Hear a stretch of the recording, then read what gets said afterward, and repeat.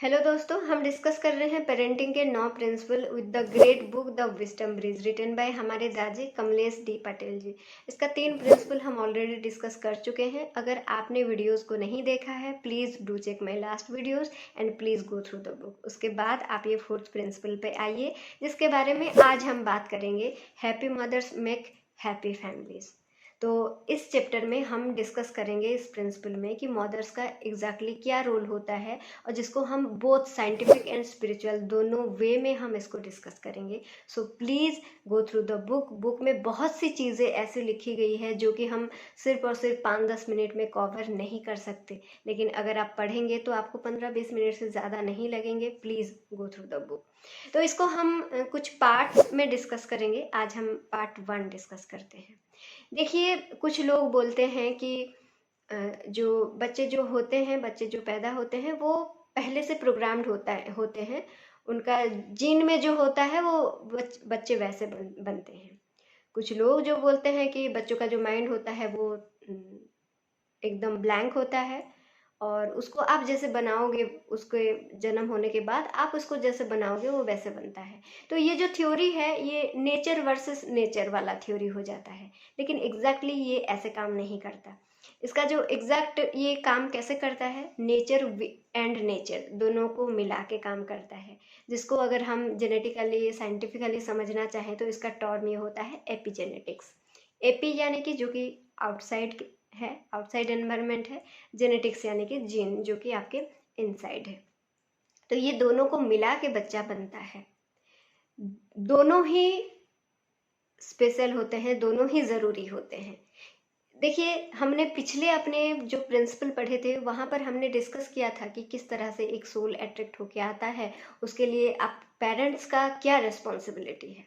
ठीक है, जब वो सोल प्लांट हो जाता है बॉडी में, माँ के गर्भ में जब वो प्लांट हो जाता है, उसके बाद सबसे ज़्यादा ज़रूरी क्या बन जाता है, उसके माँ का, उसकी माँ की थॉट प्रोसेस का, उसकी माँ की हेल्थ का, उसकी माँ की mental health, physical health, emotional health, spiritual health, सारी चीज़ों का।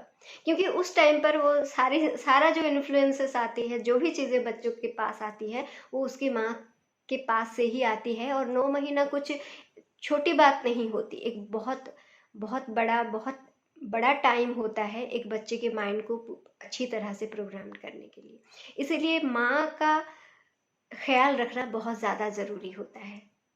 तो हमारे हिंदू शास्त्र में इसको चरक जी जो लिखे हैं, इसको गर्भिणी व्याकरण बोला जाता है, जिसमें सारी की सारी चीज़ें लिखी गई है कि किस तरह से एक एक्सपेक्टिंग जो मदर होती है उसका किस तरह से केयर लिया जाए, क्या किया जाए। अगर आप अलग अलग देशों में जाएंगे तो भी अलग अलग देशों में अलग अलग रिचुअल्स होते हैं। अगर हम अपने देश की बात करें, बहुत सारे रिचुअल्स होते हैं। बच्चा रहने के बाद, बच्चा होने के बाद बहुत सारे रिचुअल्स होते हैं। कोई अपने माँ के घर चले जाते हैं, वहाँ पर बेबी शावर होते हैं, किसका ससुराल में कुछ अलग एनवायरनमेंट क्रिएट किया जाता है। जो प्रेग्नेंट वुमेन होते हैं उनके लिए उनका खान पान, सारी चीज़ें अलग होती है, सारे रिचुअल्स अलग होती है। वो इसलिए होती है क्योंकि देखिए, अकॉर्डिंग टू हमारा गर्भिणी व्याकरण, कि जो बच्चा है वो एक फुल ऑफ एनर्जी पिंड है। ठीक है, वो ऑलरेडी एक एनर्जी है। यानी कि अगर हम एक पात्र में तेल फुल करके पकड़े हैं और चल के जा रहे हैं, तो हमें, और हम चाहते हैं कि वो एक बूंद भी ना गिरे, तो इसका मतलब क्या है, हमें अपना एक एक स्टेप बहुत बहुत केयरफुली डालना पड़ेगा। तो इसीलिए वो जो एक्सपेक्टिंग मदर है उसका उतना केयर करना हमारे लिए बहुत ज़्यादा ज़रूरी हो जाता है, उतना केयरफुल होना। तो उस केयरिंग में क्या क्या चीज़ें आती हैं, इंक्लूड होती है आहार, विहार एंड औषधि। आहार यानी कि उसका खान पान, विहार यानी कि उसका उनका जो डेली रूटीन होता है, औषधि यानी कि जो भी मेडिसिन उनको चाहिए, मेडिकेशन उनको चाहिए। ठीक है, ये सारी चीज़ें बहुत ज़्यादा ज़रूरी होता है। ये हो गया उनके फिजिकल हेल्थ, मेंटल हेल्थ के लिए उनको एक इमोशनल सपोर्ट और एक स्पिरिचुअल सपोर्ट, ये सारी चीज़ें भी उनको चाहिए होता है। तो ये जो फिजिकल सपोर्ट है उनको ज़्यादा करके, अगर हम इंडिया के बहुत सारे जगहों पर हम देखेंगे कि जो एक्सपेक्टिंग मदर होते हैं वो अपने मायके चले जाते हैं। वो इसीलिए ये ये रिचुअल्स बनाया गया है ताकि वो मेंटली खुश रहें, अपने माँ के साथ और ज़्यादा शेयर कर पाएँ, अपनी बॉडी को और ज़्यादा अच्छे से समझ पाएँ। वो हर छोटी बातें अपने माँ को या फिर जो उनकी जो ग्रैंड माँ है उनके साथ शेयर कर पाएँ और वो मेंटली फ्री रहें और उनको एक अच्छा महसूस रहे, अच्छा महसूस हो और उनका केयर बहुत अच्छे से हो पाए। उसी की वजह से ये रिचुअल्स किए गए हैं। लेकिन इसका मतलब ये नहीं कि अगर आप एक्सपेक्टिंग हैं तो बैग उठाए और चल दिए, ऐसा नहीं है दोस्तों।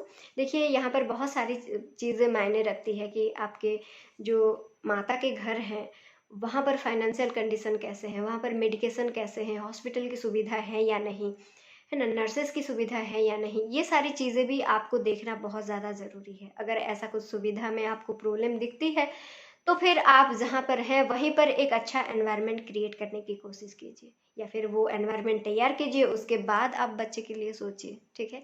क्योंकि देखिए एक बच्चा पैदा करना, जैसे हमने पहले भी डिस्कस किया है, सिर्फ ये हमारे लिए हम पैदा नहीं कर रहे हैं, ये पूरे देश के लिए, पूरे समाज के लिए, पूरे पृथ्वी के लिए और सबके लिए हम ये बच्चा को पैदा कर रहे हैं। हम एक एनर्जी को रिक्रिएट कर रहे हैं अपने ज़रिए ताकि वो दुनिया का भला कर सके।